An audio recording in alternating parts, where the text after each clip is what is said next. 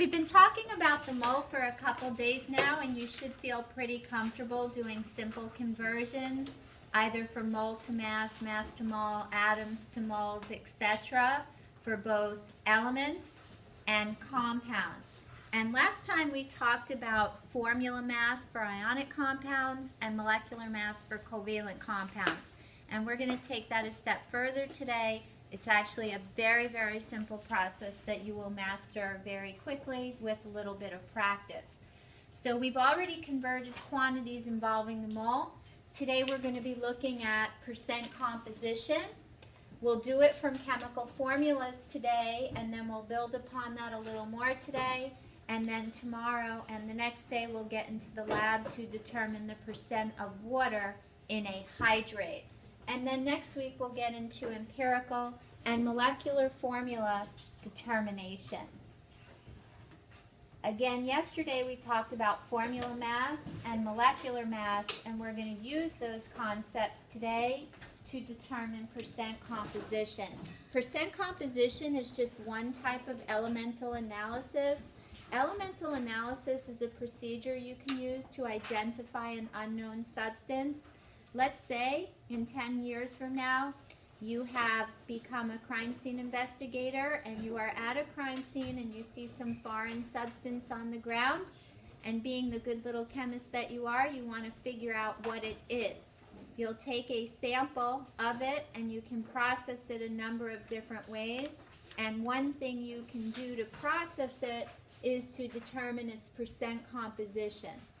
If you can figure out what elements comprise that compound, as well as the chemical formula, you can then determine the percent composition. This is a very easy concept, simple math, and you'll be very strong at it. Percent composition is the percent by mass of each element in a compound. And this is actually something that you do every day, or at least percent composition is something that does affect you on a daily basis. For example, if you look at a nutrition label, as shown here, all of the foods you eat now are required to have nutrition labels. Back in the good old days when I grew up, we didn't have these nutrition labels, so we ate whatever we wanted and we didn't really care so much. I guess it's good that we have them today because it's important that you know what you're eating, although I think society's gotten a little bit obsessed with it. But with childhood obesity being so high, and also obesity in adults, it is really important that you watch your nutritional intake. At your age, it doesn't matter so much because you're so active that you are probably going to be on like 2,000 calorie diets. As you get older, you won't be, because otherwise you're not growing anymore and you'll only grow in one direction. So you do want to be cautious of what you eat. But shown here is a nutrition label, and what you'll see here is you have the percent daily values of some different food groups, if you will. So total fat, 5% of your daily value can come from one serving of crackers. Sodium, 9% of your daily value would come from whatever type of crackers these were. Not really getting much in the way of vitamins, not too much in the way of iron. But this is all based on percent composition. So if you wanted to know the percent by mass of the daily value for sodium or anything else you're looking at, again, you can look at that nutrition label. About 9% of your daily recommended value for sodium would be coming from the crackers. You would get about 23.33% fat there as well. So you really do want to be careful in terms of what you eat. You can see percent composition in coins as well, and we talked about this earlier in the year, where old pennies are made up of pure copper. Newer pennies are going to be made up of copper and zinc. So the newer pennies are 2.5% copper, 97.5% zinc. The Canadian penny is different. It still has a low percent copper, but a big percent of steel and a little percent of nickel. So that's percent composition in your daily life, and we can easily figure out the percent by mass of each element in a compound with a very simple calculation. When you're doing this type of analysis, the first thing you want to do is write a chemical formula. And I told you back in chapter 5, you must be able to formula write with ease. If you're still struggling with formula writing, go back into chapter 5, classwork 2122. You've got to be a master at formula writing. You will not do well on your next quiz if you can't formula write. Now, most of you are very strong at it, so that will be a given for you. But if you're not, a little more practice, come in for some help if you need it. You write the chemical formula, you determine the formula or molecular mass of the compound. This is what we did yesterday, molecular mass for covalent compounds, formula mass for ionic compounds, and we talked about that yesterday. This is going to be much easier. The percent comp is the percent by mass of each element in the compound. You look at how many of that element you have in the compound, you multiply it by its molar mass, and then you divide by the formula or molecular mass, and you multiply that quotient by 100. And we're going to walk through some simple ones right here so you can see exactly how to do these types of calculations. The first one's going to be super easy, but I like to do it because it'll set you up for success when we talk about the percent of water in a compound, and we'll be doing that next time as well as in the lab, unless we get to percent of water today, which we might. So the first thing we want to do is we want to figure out for water the percent of hydrogen and the percent of oxygen.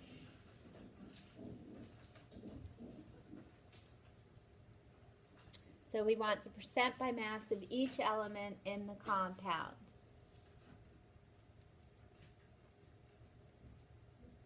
Our approach here will be to get the molecular mass of water. We have 2 hydrogen, we have 1 oxygen, 2 times the molar mass of hydrogen, 1 times the molar mass of oxygen. When I add these together and go to 3 decimal places, I get 18.015 grams per mole. That is the molecular mass of water. That's a good one to know. Comes in handy. To get the percent of hydrogen then, it's how many H's you have times the molar mass of 1 hydrogen.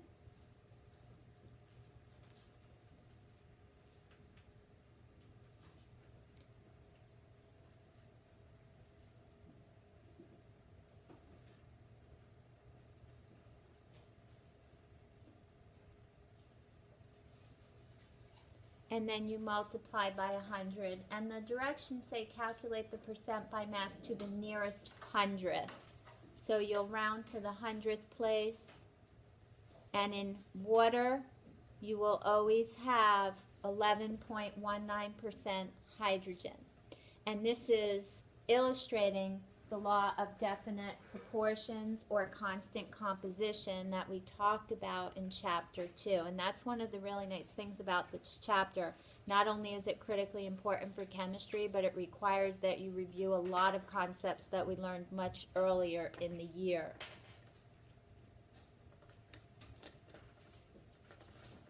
For the percent of oxygen, you could just do 100 minus this, or you can walk through 1 oxygen times the molar mass of oxygen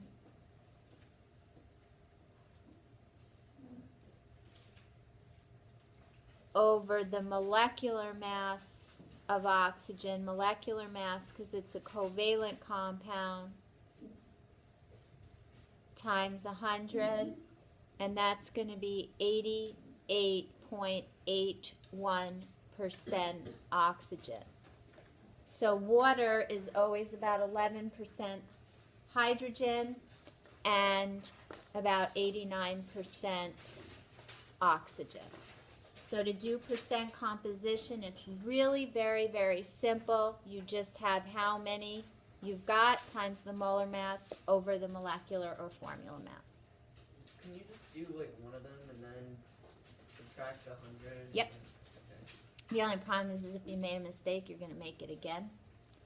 So, but if you made a mistake, you probably made a mistake in the formula writing.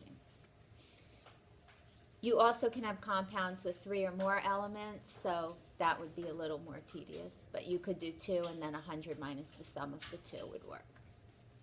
All right, let's take a look at the next one. The water is it's an important one in terms of the molecular mass of water, but that's a covalent one, very, very simple. Let's take a look at something a little more challenging. Let's say, for example, we've got iron 3 sulfite, and again,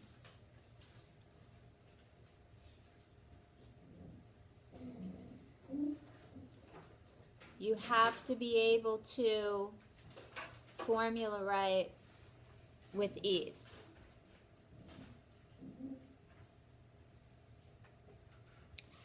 And in this one, we want to know the percent of iron, the percent of sulfur, and the percent of oxygen.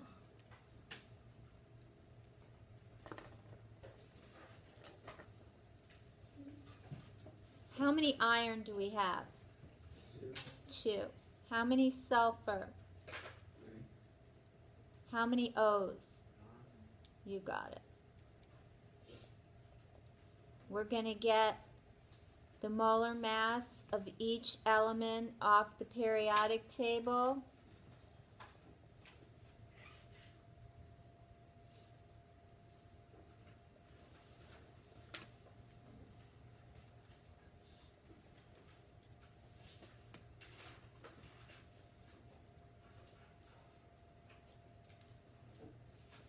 If you're using periodic tables off the Chromebooks, the molar masses may be slightly different. It's not going to affect anything, so don't worry about it.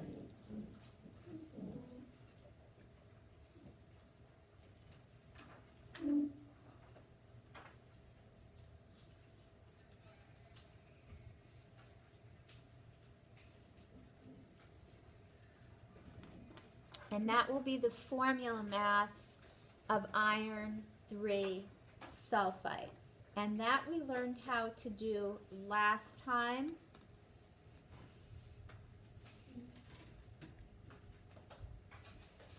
The new piece is the percent comp. So how would I get the percent composition of iron? Go ahead. It'll be 2 and 5.47 over 351.883. You got it. And then you'll multiply that quotient by? Yes. The units are going to cancel.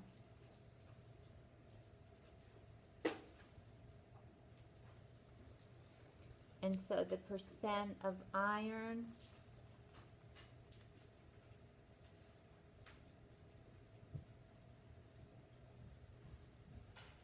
is going to be 31.74%.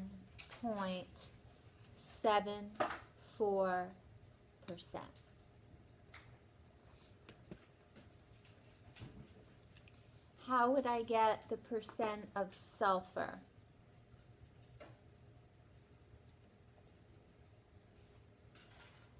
Go ahead, Riley. Oh, go ahead, Stephen. Well, you want to do it, Riley? Who wants to do it? I didn't see your hand, I'm sorry. Do you have a question? Yeah, I have a question. Go ahead. Do you always round it to the 100th? It asked for it to the 100th here. If it didn't ask for it, you'd go to 5 sig figs here, the least number. Okay. But I usually just do the 100th to make life simple. On the quiz, are we going to be graded for the setup of this one too? Like, do we actually have to write out how to do that, or if we see that we have that, can we You want to do it simpler? I mean, for No, I what we think- did yesterday, you said you were grading the setup. Yeah, definitely looking at the setup. In regard to this one, if you don't want to write each thing out, because I don't think I would want to either, I'm doing it for this first one.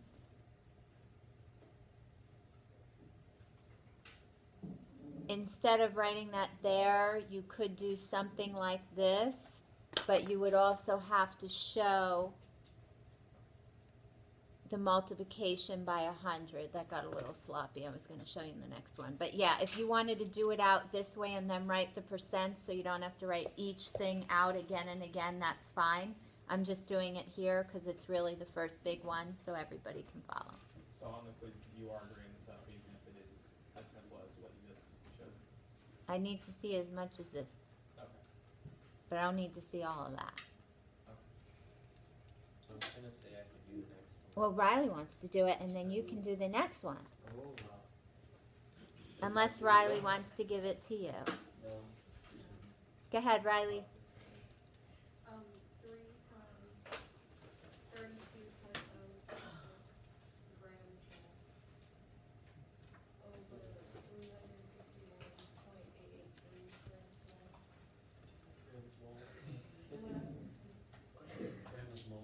Poor Riley, leave her alone. Riley, what a tough crowd.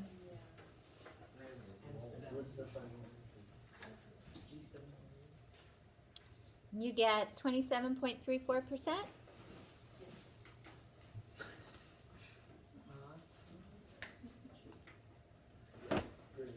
All right, Halen, how do we get oxygen? Oh, 1 second.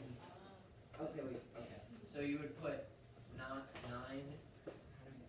times parentheses 15.999 grams per mole over 351.883 grams per mole. And then you multiply that all by 100. And what'd you get? Then you get yeah.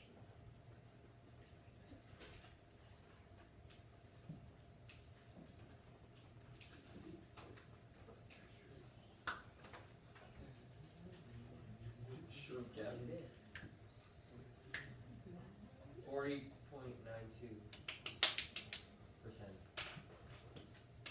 Alrighty. Piece of cake, yes? Yes. All right, you try this one. Try sodium dichromate.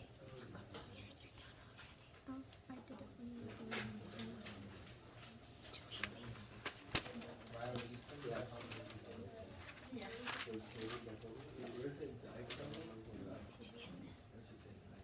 You're crony. Thank you. You're welcome. Yeah, I got it. At the top. No, the one, yeah, that one. I got like 2 decimals off. I got like That's one. All right, make sure you formula write sodium dichromate correctly. Dichromate is a polyatomic. Oh no. It has to be shelled seed. Just give me 1 second. You finished already? No.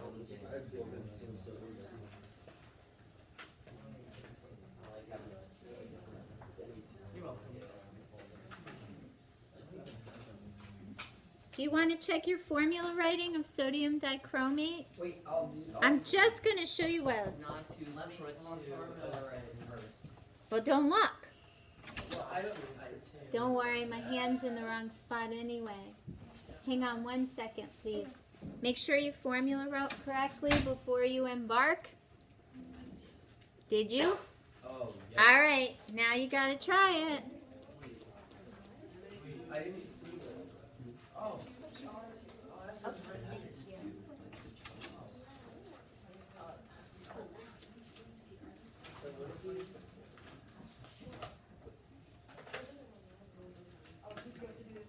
It'd be only 2 parentheses CR207. I lost my thing.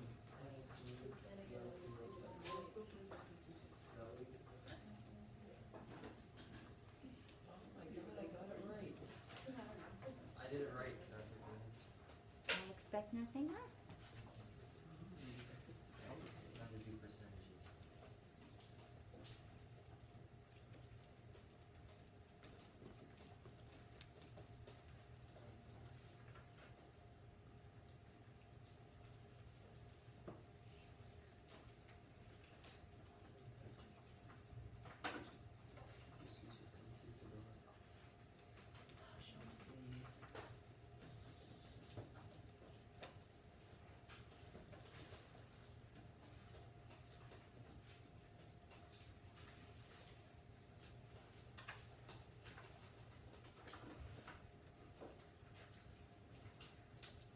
And on your semester exam, I really hit this mole chapter hard on part 2 and drawing compounds, the most recent stuff, because I know you're very good at it, or will be very good at it, and I thought you would prefer that for problem solving.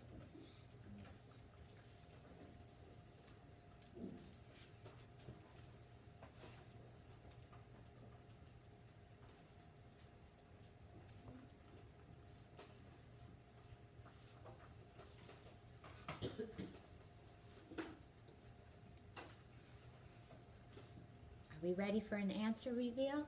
No. Okay, just checking. That's not one finished. You know what, bro?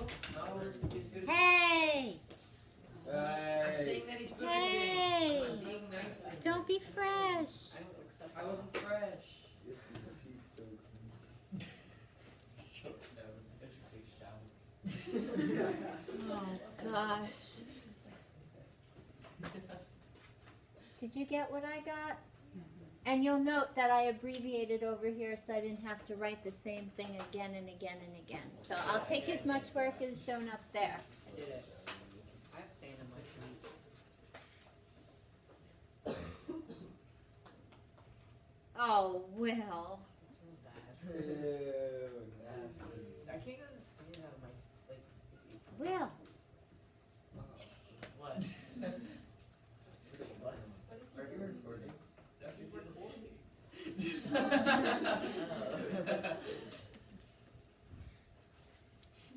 People are gonna be like watching the video. They're gonna be like looking for chemistry. Your will. You're good here? Sand When feet. you add, you have to write grams per mole for each one. Yeah, well, you need your units so that when you, if you're going to add things together, they all have to have the same units. Oh, I know, but like for each line. Yeah, let's go for it. Let's do it right. All right. So percent composition, percent by mass for each element in the compound. Easy? Easy. Yes. All right. The other thing you can do in regard to percent comp is you can get the mass of an element in a sample. And this just requires one additional step. So again, you're going to write the chemical formula. You'll figure out the percent of the element in question. Then you actually divide by 100 to get back to relative abundance as opposed to percent abundance. You don't have to do it both ways, but I'll show you how to do it and you decide what's easier. And then all you have to do is multiply by the mass of the sample. So for example, in the problem we just did, if I wanted to know the mass of sodium in a 50-gram sample of sodium dichromate, I would take this percent, I would divide by 100, and I'd multiply by the 50-gram sample. So along those lines, I've got a couple problems for us to work through. We'll do the first one together and see how many we need to do to master this concept. It says calculate the mass of calcium in a 50.6 gram sample of calcium phosphate. So what we're looking at here is we want to know the mass of calcium, and we've got a 50.6 gram sample of calcium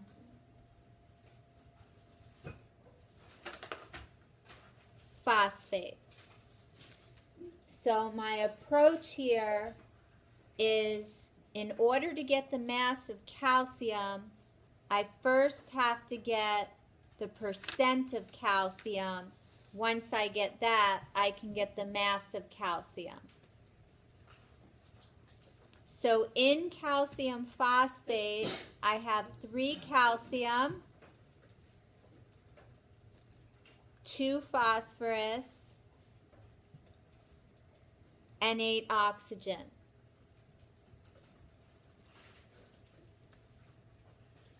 Three times the molar mass of calcium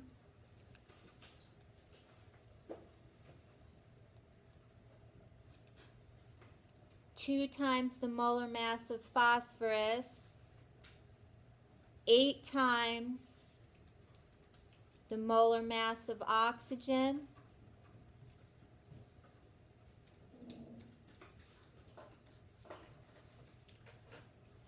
and that's 310.18 grams per mole formula mass of calcium phosphate. Then I'm going to get the percent of calcium, 3 times the molar mass of calcium,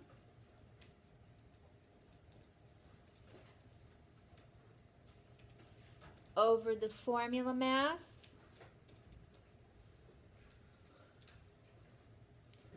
and there's 2 ways to do this. You don't have to multiply 100 because then you divide by it, but sometimes the kids get confused, so it's easier to just do. The percent of calcium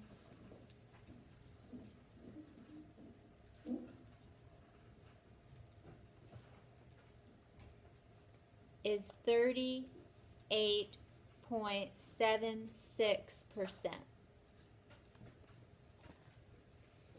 So that's what we just did previously. Here comes the new piece.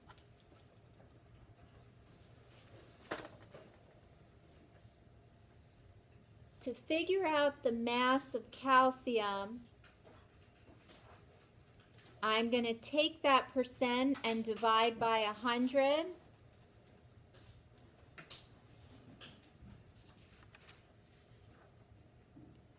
Or I just move the decimal 2 to the left.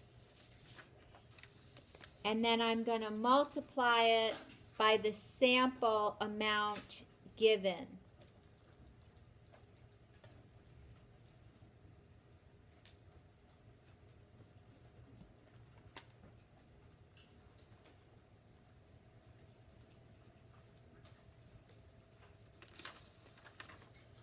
And the mass of calcium is 19.6 grams of calcium.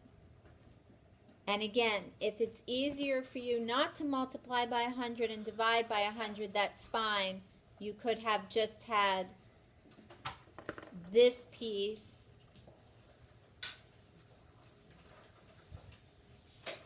leading to this. Whatever's easier for you is fine. Just be consistent with it. But that's how you get the mass of an element in a sample. The sample must contain the element in the compound.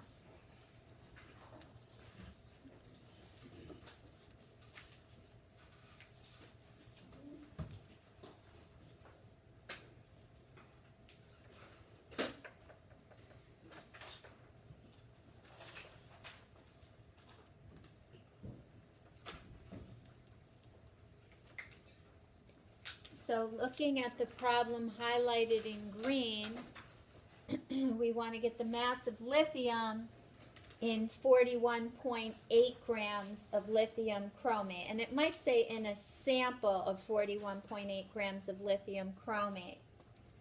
So again, on this second one, we want to know the mass of lithium, and we've got 41.8 grams of lithium chromate. So what would we do? How would we approach this? What do we need to get first? Go ahead. The last bit, oh, we need to get like the overall weight first. You need to get the formula mass for this.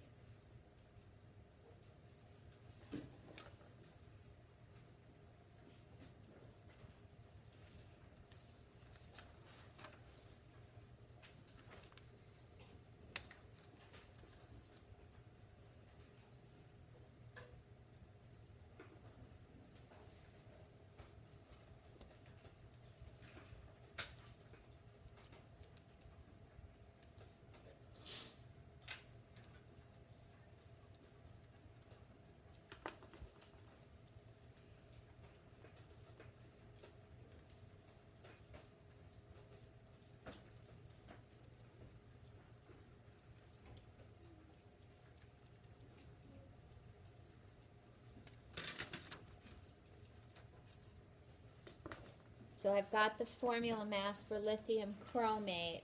Now what? You want to get, all you need is the percent of which substance? Percent lithium.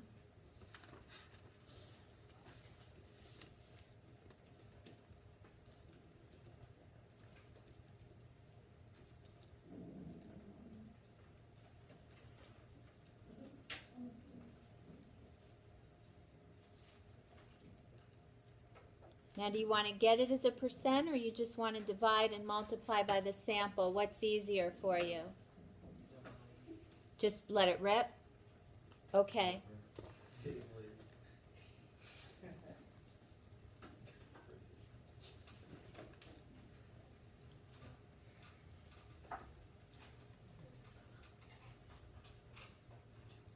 That's what I do, but I just want it to be something simple for you. So to get the mass of lithium, then, you're going to have divided this piece here. You're going to get 0.1069 times the mass that was given in 3 sig figs. So you're going to give me back 3 sig figs.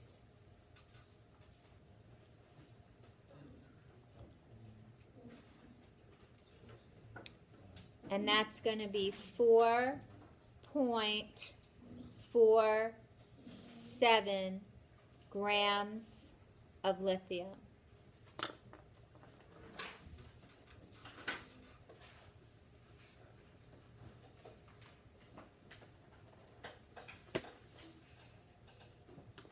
Easy? Okay, then I will let you try this last one. We'll do the percent of water in a hydrate as the lab is cooking up tomorrow, and you will also get a tremendous amount of practice time tomorrow in class for this class. The other classes are going to operate on a block. So highlighted in blue is the other problem I want you to do. Be careful with the formula writing. And then I do want to mention something about your project.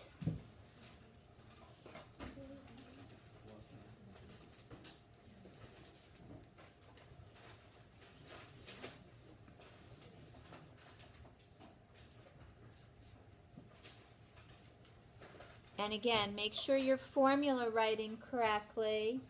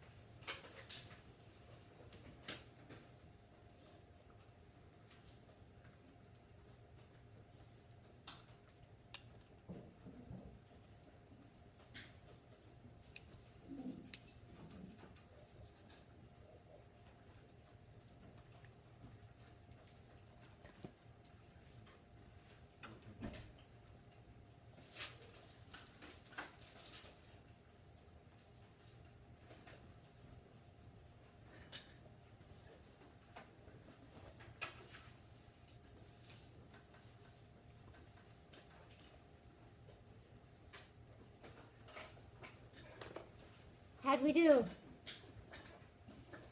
What'd you get? That's what I got too.